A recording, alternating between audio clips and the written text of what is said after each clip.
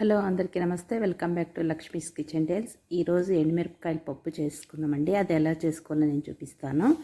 First stove on చేసుకొని cooker పెట్టుకొని ఒక 2-3 స్పూన్లు ఆయిల్ వేసుకొని అందులో కొంచెం 1 స్పూన్ అంత మెంతులు వేసుకోవాలి. తర్వాత తెల్లపాయలు ఒక 7-8 వేసుకొని ఎండుమిరపకాయలు ఒక 7-8 వేసుకోవాలండి. అవి కొంచెం వేగాక అట్లే ఆనియన్స్ కూడా అండి, ఒక పెద్ద ఆనియన్ కట్ చేసి వేసుకున్నాను నేనైతే. అది కూడా కొంచెం వేగాల. వేగిన తర్వాత మళ్ళా అందులోకే కందిపప్పు నేను కడిగేసి వేసేసుకున్నానండి. కడిగేసి ఇట్లా వేసేసుకుంటే ఇది ఆయిల్లో కొంచెం ఇట్లా వేగాలండి. కందిపప్పు కొంచెము రెడ్ కలర్ వస్తుంది. వేగేటప్పటికి మళ్ళీ టమాటా వేసుకోవాలా. నేనైతే ఒక 2 పెద్ద టమాటాలు వేసుకున్నాను అండి. కలిపేసుకోవాలా. బాగా బ్రౌన్ కలర్ వస్తాయండి పప్పు. అప్పుడు తర్వాత నీళ్ళు పోసేసుకోవాలి అందులో. అయితే ఒక 2-3 గ్లాసుల వరకు, పెద్ద గ్లాసు ఒక 3 గ్లాసుల వరకు నీళ్ళు పోసుకున్నాను. అందులో నీళ్ళు పోసేసుకోవాలండి. తర్వాత పసుపు వేసుకున్నా, ఉప్పు వేసుకోవాలండి, రాళ్ళు ఉప్పు వేసుకున్నాను నేను.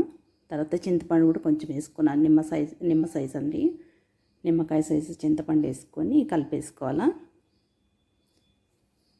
అందులోనే నేను ధనియాల పొడి ఒక 2 స్పూన్లు వేసుకున్నాను అండి, టీ స్పూన్స్ అట్లా. అది కూడా అంతే అండి. ఇట్లా కలిపేసుకోవాలా. కలిపేసుకొని తర్వాత మూత పెట్టుకోవాలండి. కుక్కర్ మూత పెట్టుకొని నేనైతే ఒక 3 విజిల్ పెట్టుకున్నానండి. ఒక 3 విజిల్ వరకు పెట్టుకొని మళ్ళీ తీసేసుకున్నాను. చల్లారిన తర్వాత తీసేద్దాం ఇప్పుడు.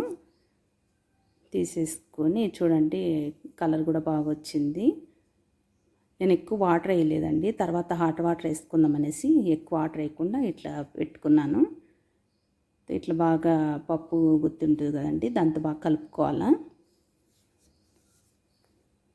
కలిపేసుకొని కొంచెం బాగా అండి పప్పుగా ఉంటుంది కదా, కొంచెము కలిపేసుకుంటే బాగుంటుంది. ఎండుమిరపకాయలు కూడా నలుగుతాయి కాబట్టి.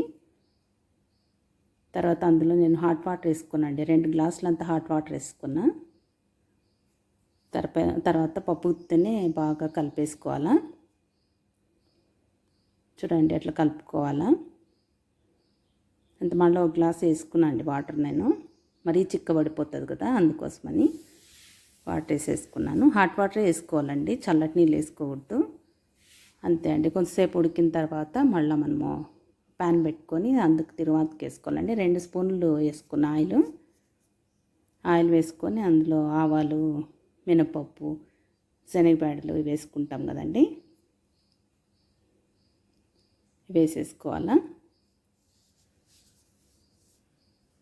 తర్వాత ఎండుమిరపకాయలు కూడా అండి, ఎండుమిరపకాయలు ఒక 4 వేసుకున్నా. ఆనియన్ ఒక చిన్న ఆనియన్ వేసుకున్నాను, కరివేపాకు, అవి కలుపుకోవాలండి. పోపు ఇట్లా బాగా కొంచెం వేగాక మళ్ళా కొంచెం బాగా వేగాలండి. కొంచెం వేగాక పప్పులో వేసేసుకుంటే సరిపోతుంది.